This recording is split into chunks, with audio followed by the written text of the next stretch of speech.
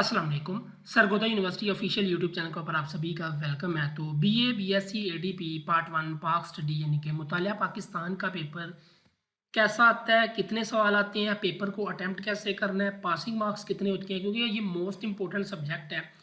ठीक है, compulsory subject है, इसकी डिटेल जानेंगे। लेकिन गेस्ट पेपर ऑलरेडी आप लोगों के साथ शेयर किया हुआ है, अगर आप लोगों ने देखा हो ये वाला। ठीक है, 9 दिन पहले आप लोगों के लिए वीडियो अपलोड हुई है।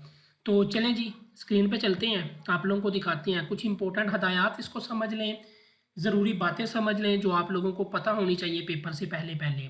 सबसे पहला जो पॉइंट है वो ये है कि आपका जो है ना पेपर 40 मार्क्स का होता है। इसमें आपने 33% लेने, ऑलमोस्ट 13 नंबर आप लोगों ने लेने हैं।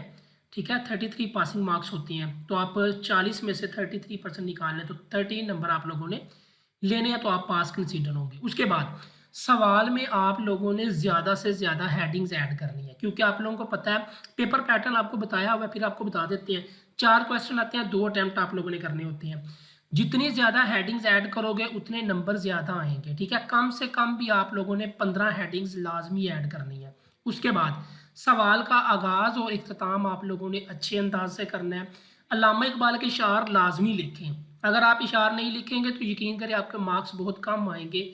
फिर ना कहिएगा आप लोगों को बताया नहीं, इशार लाजमी लिखें, ये लिखना ज़रूरी है, मार्क्स अच्छे आते हैं। ठीक है, उसके बाद सवाल को आप लोगों ने टू दी पॉइंट लिखना है। ठीक है, गैर ज़रूरी आपने अपनी तरफ से कहानियाँ नहीं छोड़नी। ठीक है, ये नहीं है कि आप लोगों ने देखें आप उसका आंसर रेलिवेंट लिखें। ठीक है, इतना भी नहीं कि आप गैर ज़रूरी बातें करके उसको लंबा।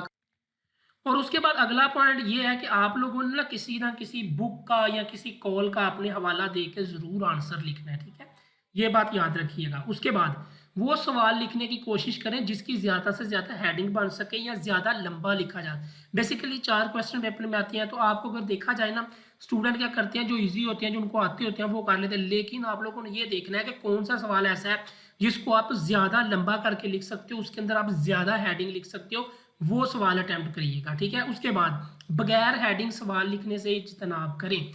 बाद में आप लोग कहते हो मार्क्स नहीं आते, हेडिंग लिखोगे तो मार्क्स मिलेंगे। कम से कम 15 हेडिंग, ज़्यादा से ज़्यादा आप जितनी मर्जी ऐड कर लें। टाइम का भी ख्याल करिएगा। मुतालिया पाकिस्तान के मजमून को लाजमी अहमियत दें, बहुत से स्टूडेंट इसको बहुत ईजी ले जाते हैं, तो ये चीज़ आप लोगों ने नहीं करनी। उसके बाद आपने गैर ज़रूरी मवाद लिखने और किसी जज्बाती अपील करने से इज्तनाब करें। जज्बाती अपील क्या है, बेसिकली स्टूडेंट पता क्या करते हैं, उसके अंदर काफ़ी ज़्यादा ऐसा मवाद लिखी इसकी ज़रूरत ही नहीं थी, उसके बाद जो वो अपनी तरफ से कहानियाँ डाल देते हैं। फिर कोई स्टूडेंट माशाल्लाह से ऐसे होते हैं जो पेपर में लिख देते हैं कि काइंडली हमें पास कर दीजिएगा, अल्लाह का वास्ता पास कर दें, ये है वो है। तो ऐसी चीज़ें आप लोगों ने नहीं करनी। ठीक है, इस चीज़ से आपने परहेज़ करना है। तो ये है जी मुतालिया पाकिस्तान की इंपॉर्टेंट चीज़ें, पेपर अटैम्प्ट करने का तरीका, 40 मार्क्स लेने का फार्मूला। अगर ये सारी चीज़ें आप अच्छे ऐसे ऐड करो जो आप लोगों को बताई हैं, इंशाल्लाह आप लोगों के मार्क्स बहुत अच्छे आएंगे इस सब्जेक्ट में। सरगोदा यूनिवर्सिटी ऑफिशियल चैनल को सब्सक्राइब करें। अल्लाह हाफिज़।